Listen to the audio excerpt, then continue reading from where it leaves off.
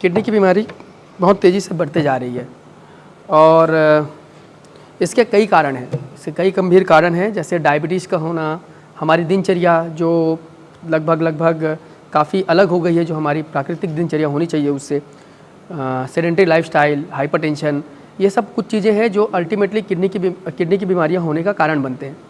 और यही नहीं, आजकल कुछ अलग किस्म की किडनी की बीमारी भी हो रही है।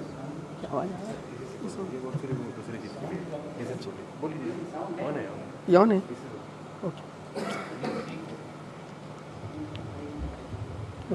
तो किडनी की बीमारियां जो काफ़ी हद तक बढ़ते जा रही हैं, और ये सिर्फ इंडिया में नहीं, पूरा ग्लोबल हर जगह पे किडनी की बीमारियां काफ़ी हद तक बढ़ रही हैं। और उसका जो मुख्य कारण है वो शुगर, ब्लड प्रेशर, ये दो सबसे बड़े कारण होते हैं। और हमारी दिनचर्या इन दोनों को प्रभावित करती है। किडनी की बीमारी इसकी वजह से बढ़ते जा रही है। साथ ही साथ कुछ ऐसी बीमारियां भी होते जा रही हैं जो पहले नहीं देखी जाती थी, जैसे कि आपने भी सुना होगा, सुपेबेड़ा जैसे एरिया है जहाँ पे हमारे खेती किसानी करने वाले भाइयों को काफ़ी हद तक किडनी की बीमारी हो रही है, जो शुगर और बीपी नहीं होने के कारण भी हो रही है, जिसके ऊपर रिसर्च जारी है अभी। इंडिया में भी आप देख सकते हैं किडनी की बीमारी बहुत तेज़ी से बढ़ रही है। तो यदि आप इंडिया में देखें तो कितनी किडनी की बीमारी है, तो आप ये देखेंगे कि 1 मिलियन यानी कि 10 लाख लोगों में तकरीबन 232 लोगों को किडनी की बीमारी की होती है। और ये सबसे अंतिम स्टेज की बीमारी है। यदि आप किडनी की बीमारी की बात करें तो 10% लोगों को किसी न किसी प्रकार की किडनी में तकलीफ़ होती है। वो हो सकता है कि बहुत ज़्यादा ना हो, लेकिन किसी न किसी प्रकार की होती है। लेकिन अंतिम स्टेज की किडनी, जिसको एंड स्टेज रीनल डिजीज़ बोला जाता है, जिसमें डायलिसिस या ट्रांसप्लांट की ज़रूरत पड़ती है, उसकी भी संख्या बहुत है, 232 प्रति 10 लाख में, तो बहुत ज़्यादा है। और किडनी की बीमारी आपको भी पता है और हर किसी को पता है, बहुत खर्चीला बीमारी है, परिवार के ऊपर बहुत ज़्यादा आर्थिक बर्डन डालता है।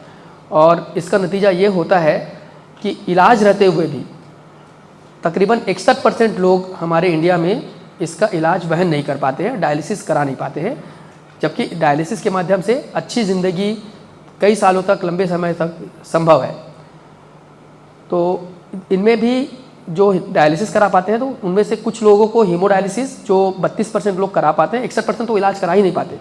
जो बच जाते हैं उनमें से 32% जो हीमोडायलिसिस है, हीमोडायलिसिस आप सभी को लगभग आइडिया होगा कि मशीन के द्वारा खून की सफाई की जाती है। हमारे किडनी का मुख्य काम होता है शरीर की गंदगियों को निकालना, तो मशीन के द्वारा निकाली जाती है हफ्ते में 3 बार।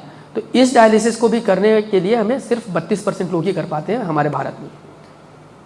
हालांकि सरकार ने इसके ऊपर काफ़ी ध्यान दिया है और अब हर जिला अस्पताल में भी ये डायलिसिस की सुविधा उपलब्ध कराई जा रही है।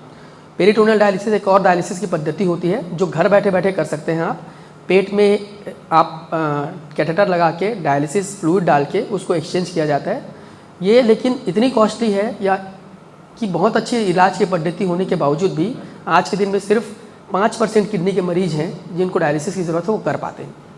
और ट्रांसप्लांट में आप देख रहे हैं कि सिर्फ जो सबसे बेस्ट ट्रीटमेंट है किडनी फेलियर का, वो है किडनी ट्रांसप्लांट, और वो सिर्फ 2% लोग ही कर पाते हैं। तो हम बहुत पीछे हैं इस मामले में। यदि आप सिर्फ रिक्वायरमेंट की बात करें तो तकरीबन 2,20,000 लोगों को किडनी ट्रांसप्लांट की ज़रूरत है हर साल, और हम अपने देश में कर कितने पा रहे हैं? 7,500।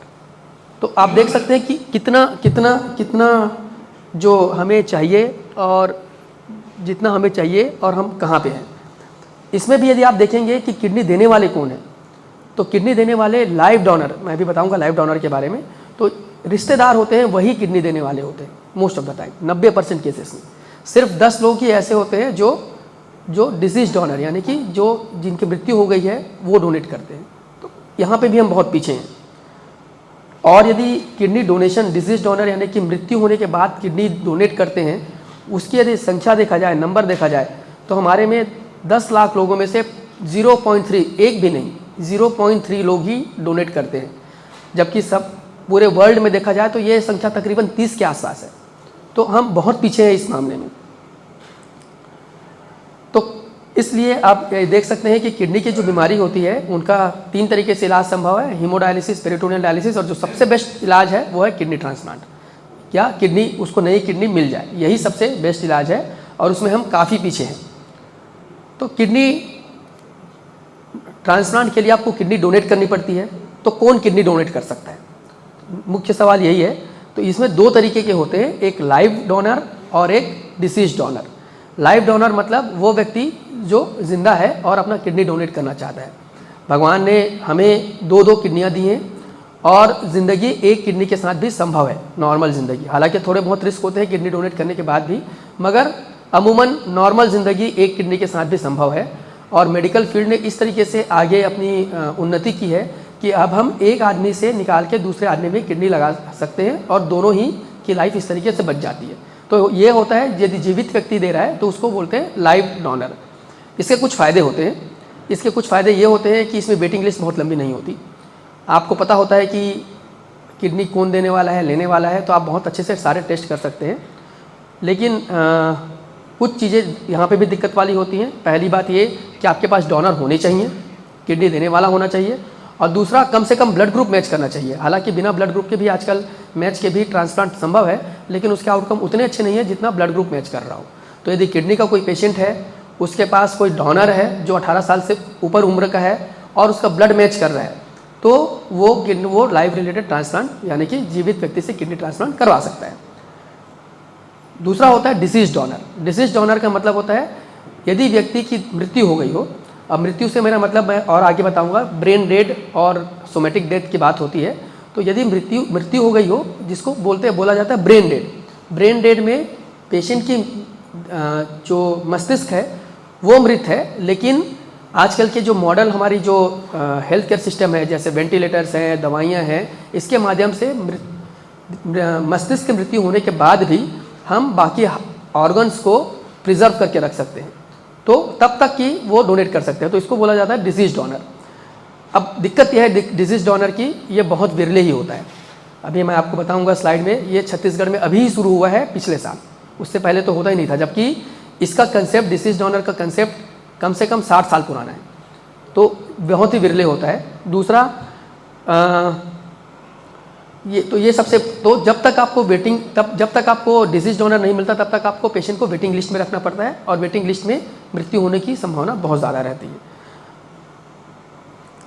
तो यह रहा लाइव ट्रांसप्लांट के बारे में। यदि आप देखें तो यहाँ पे मां की किडनी ने लौटाई 25 वर्ष की बेटे की ज़िंदगी। इसका मतलब ये है कि यहाँ पे माँ जिंदा थी, माँ ने अपने बेटे जिसकी किडनी फेल हो गई थी, उसको माँ ने अपनी किडनी दी और ट्रांसप्लांट हुआ और दोनों की ज़िंदगी रह गई, मिल गई। माँ को भी अपनी एक किडनी के साथ नॉर्मल ज़िंदगी जी रही है, और जो पेशेंट था जिसको किडनी लगी है उसको वो भी नॉर्मल ज़िंदगी जी रहा है, मगर उसको दवाइयों की अभी भी ज़रूरत पड़ रही है। अब यहाँ पे दिक्कत ये है कि आप कोई भी ऑपरेशन करते हैं तो वो रिस्क ज़रूर होता है। तो यदि आप माँ से भी किडनी निकाल रहे हैं तो माँ जो कि बिल्कुल स्वस्थ है, अदरवाइज उसको कोई बीमारी नहीं है, उसको कोई ऑपरेशन कराने की ज़रूरत नहीं है, लेकिन जब हम उनकी किडनी निकाल के किसी और में लगा रहे हैं तो माँ को हम खतरा दे रहे हैं। एक ऑपरेशन का खतरा, इन्फेक्शन का खतरा, बेहोशी का खतरा, और दूसरी यदि हम किडनी निकाल रहे हैं तो हमारे पास ये कहने के लिए है कि शायद 25 साल तक, 20 से 25 साल तक माँ को कोई और तकलीफ नहीं होगी किडनी से रिलेटेड, क्योंकि एक किडनी निकाली गई है उनकी, लेकिन फिर भी उसके खतरे होते हैं। तो एक स्वस्थ आदमी को खतरा मिलता है, और यही कारण है कि हमें ऐसे चीज़ में मूव करना चाहिए जहाँ पे ब्रेन डेड पेशेंट्स हैं वो ज़्यादा से ज़्यादा किडनी दें, ना कि जीवित जो व्यक्ति हैं वो किडनी दें। लेकिन अभी हमारे देश में फिलहाल 90% जो किडनी की डोनेशन हो रही है वो लाइव डोनेशन हो रही है, और उसमें भी हमारे जिस तरीके से सामाजिक ताना बाना है उसमें माँ, पत्नी, बहनें सबसे ज़्यादा किडनी डोनेट करती हैं अपने रिश्तेदारों को, जो अमूमन उनके पति, भाई या बेटे होते हैं। तो ये हो गया लाइव रिलेशन डोनेशन के बारे में। तो अब इसके बाद जब ये पद्धति आई, चिकित्सा पद्धति आई, तो ऑब्वियसली बहुत सारी कानूनी अड़चनें आई, कुछ क्या बोलना चाहिए सैड इंसिडेंट्स हुए, जिसकी वजह से काफ़ी हद तक काम ख़राब हुआ भी इसका, जिसमें पैसे का इन्वॉल्वमेंट, ऑर्गन डोनेशन के लिए किसी और को लेके आना, इस तरीके की चीज़ें हुई। इसलिए सरकार ने 1994 में नियम बनाया जिसको transplantation of human organ act कहा जाता है। उसको समय समय में जैसे जैसे नई नई चीज़ें आई, नई नई पद्धतियाँ आई, नए कंसेप्ट डेवलप हुए, उसको अमेंड भी किया गया। तो 2008, 2011, 2014 में अमेंड किया गया है। इसके तहत कौन डोनेट कर सकता है। सो पहले ये नियम नहीं था तो बहुत उसका मिसयूज़ हुआ इस थेरेपी का। आज भी कुछ देशों में मिसयूज़ जारी है, मगर अब इस एक्ट के साथ वो मिसयूज़ को प्रिवेंट करने की कोशिश की गई है। और अब इस नियम के तहत नियर रिलेटिव्स, यानी कि यदि कोई किडनी का पेशेंट है तो उसके नियर रिलेटिव के डेफिनेशन में आते हैं माँ बाप, भाई बहन, पति पत्नी। और बात ये शुरुआती नियमों में था, बाद में देखा गया कि दादा दादी भी अपने किडनी डोनेट करना चाहते हैं पोतों को, और नाना नानी भी करना चाहते हैं, तो उनको भी इन्वॉल्व किया गया। तो ये 5 रिश्तेदारी को नियर रिलेटिव कहा जाता है। और नियर रिलेटिव में ऑर्गन डोनेशन ये एक्ट हमें परमिशन देती है, जिसमें हम आसानी से कॉम्पिटेंट अथॉरिटी होती है वहाँ से परमिशन लेके ट्रांसप्लांट कर सकते हैं। Non near relative, non near मतलब यदि इन 5 के रिश्तेदारी के अलावा कोई और भी डोनेट करना चाहता है वो कर सकता है, मगर उसकी प्रक्रिया थोड़ी जटिल हो जाती है और उसमें ऑथराइजेशन कमेटी नाम की एक बड़ी कमेटी होती है जो स्टेट गवर्नमेंट की होती है, वो परमिशन देती है। बहुत सारे पहलुओं को ध्यान रखते हुए कि जो किडनी देने वाला है वो बिना किसी प्रेशर के, बिना किसी इकोनॉमिक फाइनेंशियल कोएर्शन के वो अपना किडनी दे रहा है। तो ये 2 तरीके के होते हैं, और चाहे दोनों में ही हो 18 साल का रूल एप्लीकेबल है। हालांकि कई बार कोर्ट ने इसको रिलैक्स करने की कोशिश की है कई केसेस में, लेकिन ओवरऑल जो रूल कहती है वो ये है कि डोनर को 18 साल के ऊपर होना चाहिए। तो ये हो गया नियर रिलेटिव का। अब यदि सभी लोग भी, सभी के रिश्तेदार होते हैं लगभग बहुत सभी लोग भी डोनेट करना चाहें तो भी कई मरीज ऐसे मिल जाएंगे जैसे कि सभी किडनी पेशेंट हैं उनके अपने डोनेट करना चाहें भी सारे रिश्तेदार, तो भी ये संभव नहीं हो पाता है। उसका कारण ये है कि कई बार माँ बाप का ब्लड ग्रुप नहीं मिलता पेशेंट के साथ में, या रिश्तेदार जो डोनेट करना चाहता है वो ब्लड ग्रुप नहीं मिलता।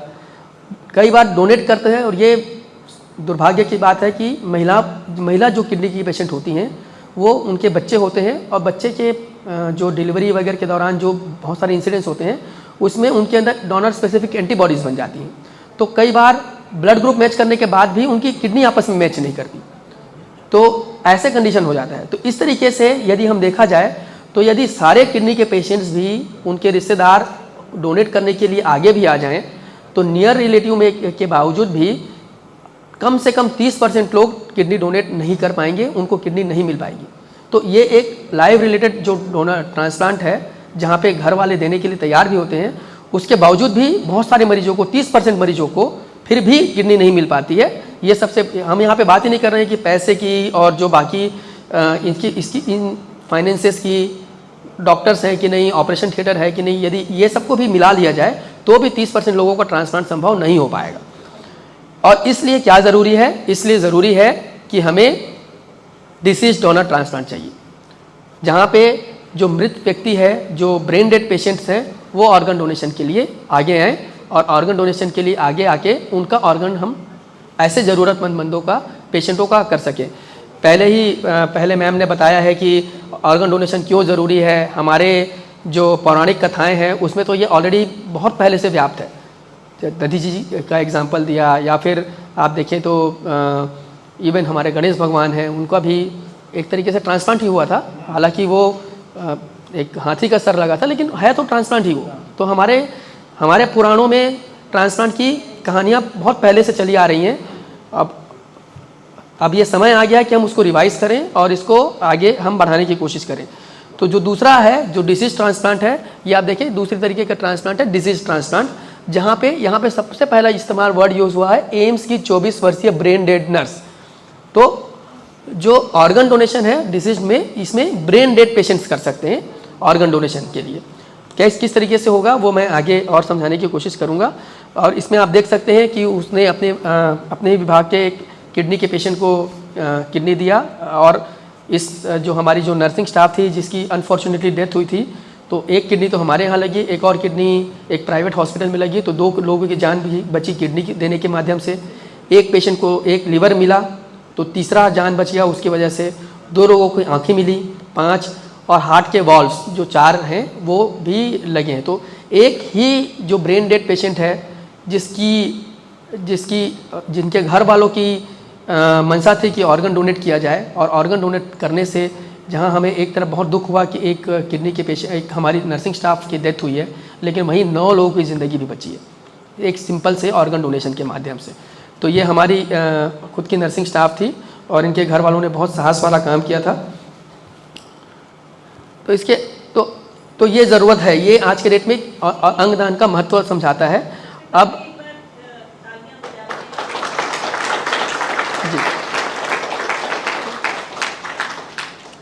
अब इसमें आप देखेंगे कि वैसे तो मुझे किडनी ट्रांसप्लांट के बारे में ही बात करना था, मगर जब डिसीज डोनर यानी मृत्यु के बाद डोनेशन की आती है, तो जैसे मैंने बताया सिर्फ किडनी ही नहीं, यदि वो पेशेंट देना चाहे तो अपने लिवर, हार्ट, आई, स्किन, बोन्स, बहुत सारे ऑर्गन्स को डोनेट कर सकते हैं। और यदि आप रिक्वायरमेंट देखेंगे आप इंडिया में, तो ये रिक्वायरमेंट है, मतलब भयावह है ये रिक्वायरमेंट। किडनी ट्रांसप्लांट 50,000 चाहिए, 2 लाख चाहिए हर साल में, होते 5,000 हैं। हार्ट 50,000 चाहिए, 50,000 की आवश्यकता है हमें हर साल में, और हमें अभी डोनेट हो रहे हैं 100। लीवर ट्रांसप्लांट 50,000 चाहिए, मिल रहे हैं 750। आइस 50,000 चाहिए, उसके नंबर नहीं है। स्किन का तो काउंट ही नहीं है, क्योंकि जलने वलने वाले पेशेंटों को, जलन वाले पेशेंट को काफ़ी हद तक इनकी ज़रूरत पड़ती है। तो नंबर बहुत है। और यहाँ पे भी जो ट्रांसप्लांट हो रहे हैं मुख्यतः प्राइवेट सेक्टर में है, तो गवर्नमेंट सेक्टर को भी सामने आने की बहुत ज़्यादा ज़रूरत है। सेम चीज़ यही है कि हमारे यहाँ पे ऑर्गन डोनेशन का रेट मैंने बताया, विश्व में अच्छे देशों में जैसे यूएस वगैरह में तकरीबन 10 लाख की आबादी है, तो 34 ऑर्गन डोनेशन होते हैं। हमारे इंडिया में ये संख्या अभी 0.3 0.4 के आसपास है, बहुत ही कम। और यदि हम देशवार की भी बात करें, तो ये देखिए, ये जो हरे रंग में है, यहाँ पे इस तरीके के ऑर्गन डोनेशन हुए हैं, जहाँ पे ब्रेन डेड हो गई पेशेंट, और ब्रेन डेड होने के बाद उन्होंने ऑर्गन डोनेशन किया, तो ये है। इसमें हमारा एरिया कहीं पे भी नहीं आ रहा है। ये खैर काफ़ी पुराना मैप है, अब थोड़ा सा सुधार हुआ है over a period of time, और हम लोग भी इसमें आगे बढ़ पाए हैं, मगर ये 2017-2018 तक की ये स्थिति थी। छत्तीसगढ़ में क्या हो रहा है? छत्तीसगढ़ में किडनी ट्रांसप्लांट, जैसे मैंने बताया कि किडनी ट्रांसप्लांट शायद यदि आप देखें इतिहास में, तो विश्व में 1955 के आसपास ट्रांसप्लांट शुरू हुआ था। इंडिया में भी बहुत जल्दी ट्रांसप्लांट शुरू हुआ था। कैडेवर इंडिया में पहली बार 1976 में शुरू हुआ था। तो ऐसा नहीं कि छत्तीसगढ़ में या इंडिया में कैपेसिटी नहीं है, हमारे पास किडनी ट्रांसप्लांट, कैडेवर से किडनी ट्रांसप्लांट करने की कैपेसिटी 1967 से आ चुकी हुई है, लेकिन हम उसको आगे बढ़ा नहीं पाए हैं। छत्तीसगढ़ में भी बात करें तो पहला ट्रांसप्लांट जो हुआ था, लाइव ट्रांसप्लांट 2004 में रामकृष्ण केयर में हुआ था। पब्लिक सेक्टर में फिलहाल तो नहीं था, लेकिन अब पब्लिक सेक्टर में एक एटलीस्ट एम्स ने शुरू किया है।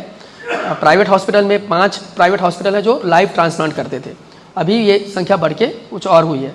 लेकिन डिजीज डोनर की एक्टिविटी शुरुआत हमारे छत्तीसगढ़ में 2022 में हुई है, जो पिछले साल ही है। तो इतने सालों की नॉलेज होने के बाद भी हम 2022 में छत्तीसगढ़ में ये शुरू कर पाए हैं। गवर्नमेंट सपोर्ट करती है, बहुत सारे प्रोग्राम्स हैं, संजीवनी सहायता कोष, राष्ट्रीय स्वास्थ्य बीमा योजना, आयुष्मान भारत, खूबचंद बघेल योजना, इन सभी में किडनी ट्रांसप्लांट के लिए कुछ न कुछ आर्थिक सहायता दी गई है, ताकि, क्योंकि ये बहुत महंगा प्रोसीजर होता है, तो गवर्नमेंट इस तरीके की चीज़ों को सपोर्ट करती है। अब हमें, ये हमारी जिम्मेदारी है कि हम इसको किसी तरीके से आगे बढ़ा सकें। अब इतने प्रयासों के बाद अब छत्तीसगढ़ जो है, जो बिल्कुल सफ़ेद था, वो एटलीस्ट हरा में आया है। हरा का मतलब है कि यहाँ पे organ transplant, disease donor organ transplant शुरू ही हुआ है।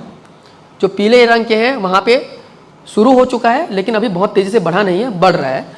जो लाल रंग के हैं वहाँ अभी भी शुरू नहीं हुआ है, और जो हरे रंग वाले हैं, गहरे हरे रंग वाले हैं, वहाँ पे काफ़ी हद तक एस्टेब्लिश प्रोग्राम है। तो आप देख सकते हैं कि दक्षिण भारत है और पश्चिमी भारत है, गुजरात और महाराष्ट्र, यहाँ पे ये एक्टिविटीज़ बहुत हैं, यहाँ पे जागरूकता भी बहुत ज़्यादा है। हमारे यहाँ पे अभी जस्ट शुरू हुआ है, और इसलिए इस तरीके की मीटिंग की बहुत ज़रूरत है, जहाँ पे हम लोगों को जागरूक बना सकें। तो डिसीज डोनर की बात कर रहा था मैं कि किसको कह सकते हैं। तो डेथ 2 तरीके की होती हैं। एक सोमेटिक डेथ, मतलब जहाँ पे आपके हार्ट और ब्रेन दोनों ही काम करने बंद कर दिया हो। इस तरीके की डेथ में यूजुअली आप बहुत सारे ऑर्गन को डोनेट नहीं कर सकते, मगर फिर भी यदि इस तरीके की मृत्यु घर में भी हो जाती है तो आई और स्किन आप डोनेट कर सकते हैं इसके बावजूद भी। तो आई थिंक आई के बारे में बात करेंगे इसके बारे में डॉक्टर साहब। और लेकिन यदि हॉस्पिटल में भी डेथ होती है तो आई, स्किन और बोन ये डोनेट कर सकते हैं, यदि सोमेटिक डेथ हो जाती है तो भी। लेकिन ब्रेन डेड ये थोड़ा सा कंसेप्ट समझने में मुश्किलाहटें होती हैं। सामान्य लोगों को भी, डॉक्टरों को भी, बहुत लोगों को मुश्किलात होती हैं कि है क्या brain dead. So brain dead ऐसी अवस्था है जहाँ पे आपकी ब्रेन में ब्लड सप्लाई नहीं है और वो परमानेंट रूप से काम नहीं कर रही है। लेकिन जो आज के वेंटिलेटर्स हैं हमारे पास, मॉनिटर्स हैं और जो दवाइयों से हैं, दवाइयाँ इससे बाकी हिस्से हमारे काम कर रहे हैं। तो जैसे वेंटिलेटर से हम ऑक्सीजन पहुंचा सकते हैं और हार्ट की पंपिंग उसमें जारी रहती है। तो हार्ट की पंपिंग रहती है और हार्ट की पंपिंग रहती है, उससे हमारे बाकी हिस्सों को खून मिलता रहता है, ब्रेन में नहीं होता है। तो ये ब्रेन स्टेम डेथ, इसको ब्रेन डेथ कहा जाता है। और ऐसे ब्रेन डेथ वाले पेशेंट सामान्यतः जो बीमारी होती है, जो कॉमन लोग होते हैं, वो एक्सीडेंट वाले केसेस होते हैं। तो एक्सीडेंट में सर में चोट लगती है, उससे ब्रेन डेथ हो जाती है, लेकिन बाकी हिस्से क्योंकि आप वेंटिलेटर पर रखते हैं पेशेंट्स को, वो चलते रहते हैं। और ये लोग होते हैं, ये जो होते हैं, ये ऑर्गन डोनेशन के लिए सबसे अच्छे होते हैं और ये ऑर्गन डोनेट कर सकते हैं। तो सबसे जो हमें जो समाज में ये मैसेज पहुंचाना है कि ब्रेन डेथ नाम की भी एक चीज़ होती है जिसमें हार्ट चल रहा होता है, लेकिन वहाँ से हम ऑर्गन डोनेट कर सकते हैं, क्योंकि ये इरिवर्सिबल प्रोसेस है, इससे आप बाहर नहीं आ सकते। यदि वेंटिलेटर निकाले, सपोर्ट सिस्टम निकाले तो मृत्यु तय है। तो इसलिए ये हमें ये मरीजों को, रिश्तेदारों को हम अमूमन ये प्रॉब्लम होती है कि डॉक्टर साहब आप मृत्यु को क्यों घोषित करने की या ब्रेन डेथ डिक्लेरेशन क्यों कर रहे हैं जबकि पेशेंट का हार्ट रेट तो चल रहा है। तो ये थोड़ा सा समझने में आसानी नहीं है, लेकिन ये हमें समझाना है कि ब्रेन डेथ एक प्रक्रिया है जिसमें जो परमानेंट होती है और इससे ये इरिवर्सिबल स्टेप होती है, इससे बच के पेशेंट बाहर नहीं आ सकता और ऐसे पेशेंट ऑर्गन डोनेट कर सकते हैं। अब सवाल ये आता है कि तो जैसे कि मैंने बताया कि सबसे कॉमन जो ब्रेन डेड पेशेंट्स होते हैं वो रोड ट्रैफिक एक्सीडेंट वाले होते हैं, जो एक्सीडेंटल केसेस होते हैं यहाँ पे ही होते हैं। फिर ये लोग जो ब्रेन डेड हो जाते हैं तो ये क्या क्या डोनेट कर सकते हैं? तो ये सारी ही liver, kidney, heart, lung, intestine, pancreas सभी कुछ अपने अधिकतर अंग को डोनेट कर सकते हैं। और यदि आप एक नंबर देखें तो मैंने आपको नंबर बताया कि तकरीबन पूरे इंडिया में सालाना 2,20,000 लोगों को किडनी ट्रांसप्लांट की ज़रूरत होती है। यदि आप नंबर देखें तो 1.5 लाख लोगों की सालाना एक्सीडेंट से डेथ होती है। यानी कि हर लोग, यदि उनकी 2 किडनीस हैं तो 3 लाख किडनी हमारे पास अवेलेबल हैं। एक्चुअली यदि ब्रेन डेड पेशेंट सारे ही डोनेट करें तो किडनी फेलियर के सारे पेशेंट्स को अपने किडनी ट्रांसप्लांट मिल सकता है। तो ये एक विडंबना है कि एक हाथ में हमारे पास इतने सारे किडनी के मरीज हैं, दूसरे में ऑर्गन भी अवेलेबल है, लेकिन हम किसी तरीके से वो नहीं कर पा रहे हैं ट्रांसप्लांट। तो कौन बन सकता है डिसीज डोनर? तो कोई भी एज, कोई भी जेंडर, कोई भी सेक्स वाला, कोई भी रेस का आदमी जो ब्रेन डेड है वो ऑर्गन डोनेट कर सकता है। तो इसमें एज लिमिटेशन, जैसे लाइव में आपको 18 ईयर्स है, लेकिन ब्रेन डेड हो जाती है तो इवन छोटे बच्चे भी अपना ऑर्गन डोनेट कर सकते हैं। परमिशन चाहिए होता है पेरेंट्स का। इसके लिए हमें कंसेंट लेना पड़ता है नियर रिलेटिव्स का। नियर रिलेटिव्स का अमूमन माँ बाप होते हैं, यदि नहीं तो जो भी नियरेस्ट पॉसिबल रिलेटिव है उनका कंसेंट लेना ज़रूरी होता है। यदि एज ब्रेन डेड पेशेंट का 18 साल से कम है तो पेरेंट्स का एक परमिशन लेना होता है। और ऑर्गन कौन कौन से डोनेट करने हैं, कौन कौन से डोनेट कर सकते हैं? जैसे अब एक्सीडेंट हुआ है तो ज़रूर ब्रेन में चोट लगी है, हो सकता है कुछ लोगों को लीवर में भी चोट लग जाए, हो सकता है कुछ लोगों को लंग्स में भी चोट लग जाए, कॉमन होता है। तो ये डिटरमाइन करना मेडिकल प्रोफेशन का काम होता है कि यदि पेशेंट ने ऑर्गन डोनेशन का फैसला ले लिया है तो कौन कौन से ऑर्गन उस पर्टिकुलर पेशेंट से हम डोनेट कर सकते हैं, ये मेडिकल प्रोफेशनल्स को डिटरमाइन करना होता है। अच्छा, अब ये तो एक इशू हो गई कि हमें पता चल गया कि कौन कौन डोनेट कर सकता है। अब कैसे कर सकते हैं? तो अभी की जो रूल्स कहती हैं, क्योंकि आप जब ब्रेन डेड हो जाएंगे तो ऑब्वियसली आप अपना फैसला तो ले नहीं सकते कि आप तो एक तरीके से ब्रेन डेड है तो आप अपना फैसला नहीं ले सकते। तो डोनेशन के लिए हमें उनके जो नियरेस्ट रिलेटिव हैं उनसे कंसेंट लेना पड़ता है, उनसे उनकी परमिशन लेनी पड़ती है। और ये अभी तक नियम में यही है कि उनको नियरेस्ट रिलेटिव का परमिशन आपको लेना है। एक और चीज़ की गई है गवर्नमेंट के द्वारा, वो ये है कि आप प्लेज कर सकते हैं। मतलब प्लेज का मतलब क्या होता है कि आप अभी जीवित हैं, आप अपने ऑर्गन डोनेट करना चाहते हैं, एक्सीडेंट के समय तो आप अपना फैसला नहीं ले सकते। आप प्लेजिंग के माध्यम से पहले ही बता सकते हैं कि नहीं, जब भी यदि मेरे साथ कोई दुर्घटना होती है तो मैं ऑर्गन डोनेट करने के लिए तैयार हूँ। और ये इसको ऑर्गन प्लेजिंग कहा जाता है। इसके लिए हमारे जो एक्ट है, जो लॉ है, उसमें फॉर्म 7 नाम का एक फॉर्म होता है जिसको भरना होता है। और इससे जो हमारी नोटो है, जो ऑर्गन ट्रांसप्लांट की ऑर्गेनाइजेशन है, सेंट्रल गवर्नमेंट की है, वो आपको एक कार्ड इशू करती है। वो कार्ड आप अपने साथ लेके चल सकते हैं। तो इससे ये पता चलेगा कि कभी भी इस तरीके की दुर्घटना होती है तो जो मेडिकल प्रोफेशंस हैं वो डिटरमाइन कर सकते हैं कि नहीं, आप जब ठीक अवस्था में थे तब आपने फैसला किया हुआ था कि आप ऑर्गन डोनेट करना चाहते हैं, तो उससे काफ़ी हद तक सहूलियतें मिल जाती हैं। नियम अभी भी ये कहता है कि आपके पास वो कार्ड होने के बाद भी आपके घर वालों की परमिशन लेनी पड़ेगी, वो अभी भी है। लेकिन इससे हमें बहुत सहूलियतें मिल जाती हैं कि जब हम कहना चाहते हैं कि इस व्यक्ति का जिसका एक्सीडेंट हुआ है, इसका अंतिम या एक इच्छा थी कि मैं इस दुनिया से जाऊं तो अपने अंग किसी को दान करके जाऊं। तो ये होता है फॉर्म 7। तो ऑर्गन डोनेशन जो है वो वॉलंटरी प्रोसेस है। फॉर्म 7 जो होते हैं ये भर के आप अपना ऑर्गन प्लेजिंग कर सकते हैं। और ये फॉर्म 7 आपको मिलेगा कहाँ से, ये स्वाभाविक सी बात है। तो नोटो का जो वेबसाइट है उसमें ऑर्गन प्लेज ऑर्गन है जो मैं आपको दिखाऊंगा, उसके माध्यम से आप ऑनलाइन भी भर सकते हैं। ऑनलाइन यदि नहीं कई लोगों को दिक्कत होगी ऑनलाइन भरने में, तो आप जिन अस्पतालों में ट्रांसप्लांट होती है वहाँ पे ऑर्गन प्लेजिंग की भी फैसिलिटी अवेलेबल होती है। वो आपका फॉर्म 7 भरते हैं, नोटो में अपलोड करते हैं और फिर वहाँ से जो कार्ड आता है वो आपको डिस्पैच करते हैं। तो ये फॉर्म 7 है, ये गवर्नमेंट का फॉर्म है। इसमें आप देख सकते हैं कि इसमें नाम लिखा हुआ है और आपका रेसिडेंस, डेट ऑफ बर्थ, ये सब सारा मेंशन किया हुआ है। और आप कौन कौन से ऑर्गन भविष्य में डोनेट कर, या आप इस तरीके की कुछ वारदात हो गई तो आप कौन कौन से ऑर्गन डोनेट करना चाहते हैं उसमें टिक लगाने के लिए भी लिखा हुआ है। यहाँ पे आपके दस्तखत हैं, टेलीफोन नंबर, एड्रेस, ये सारा मेंशन किया हुआ है। और 2 विटनेसेस के एड्रेस और 2 विटनेसेस के सिग्नेचर और लगते हैं इसमें। तो ये फॉर्म 7 है।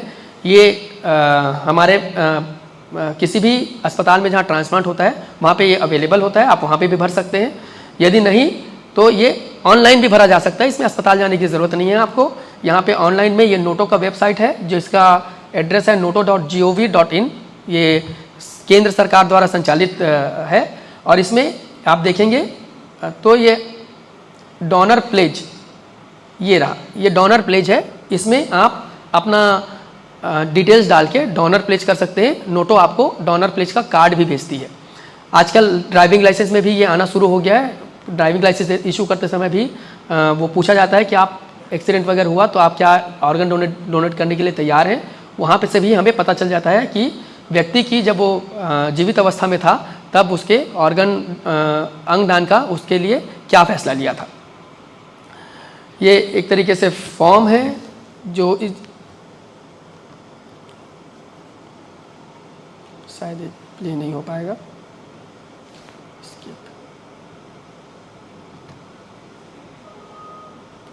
नहीं हो रहा। सो ये बेसिकली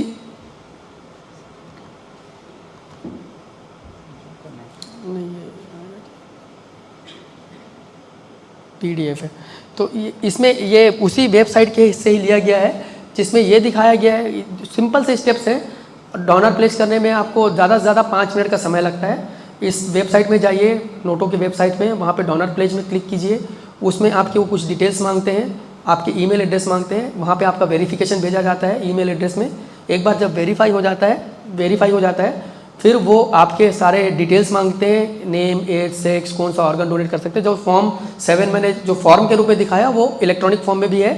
एक बार वो सबमिट कर देते हैं आप तो नोटो को वो वेरिफिकेशन करने के लिए 1 या 2 दिन का प्रोसेस लगता है। उसके बाद फिर वो आपको रिस्पॉन्स भी भेजते हैं कि आपका successfully organ pledge form accept किया गया है। और कुछ दिनों बाद वो आपको वो ऑर्गन डोनर का कार्ड भी भेजते हैं।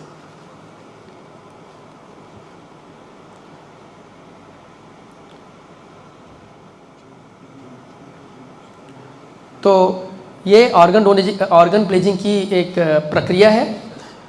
इन द एंड मैं यही कहना चाहूँगा कि ऑर्गन ट्रांसप्लांट प्रोग्राम इंडिया में शुरू है, छत्तीसगढ़ में अभी शुरू हुआ है। इसको बढ़ाने की बहुत ज़्यादा ज़रूरत है। और बहुत सारी मिथ्याएं व्याप्त हैं समाज में। जैसे आज भी हम एक 17 साल का लड़का है जिसकी अनफॉर्चुनेटली एक्सीडेंट में ब्रेन डेड हो गई है और 3 दिन से हम उसको मैनेज करने की कोशिश कर रहे हैं। 3 दिन में हमें कोई सुधार नहीं दिखा है। हमने उनकी फैमिली को अप्रोच किया कि आप क्या ऑर्गन डोनेट करना चाहते हैं। पेशेंट गांव के रहने वाले हैं, समझदार हैं, लेकिन मिथ्याएं इतनी व्याप्त हैं कि जिसे हमें इन फोरमों के माध्यम से हम इसका सॉल्यूशन निकाल सकते हैं। बहुत सारी चीज़ें इशू आती है, जैसे हमने उनके मामा को अप्रोच किया तो उनका क्वेश्चन ये था कि डॉक्टर साहब ये तो सब ठीक है, लेकिन मैं जब गांव में जाऊंगा तो वहाँ पे लोग मुझसे पूछेंगे कि तुमने अपने भांजे की जो किडनी है या जो अंग है उसको बेचने के लिए रायपुर गए थे। तो इस तरीके की, और इसका मैं क्या जवाब दूंगा अपने गांव वालों को। तो इस तरीके ये इसलिए है क्योंकि गांव में ये कंसेप्ट ही नहीं है कि अंग डोनेट किया जा सकता है, ऑर्गन डोनेट किया जा सकता है। तो हमें ये समाज में पहुंचाना है कि ऑर्गन डोनेशन एक पॉसिबिलिटी है, ये एक नॉवल काम है और ये आज के दिन की सच्चाई है। तो इस तरीके से हमें ये जब पहुंचेगी तभी हम इस तरीके की जो मिसकंसेप्शंस हैं उसको दूर कर पाएंगे।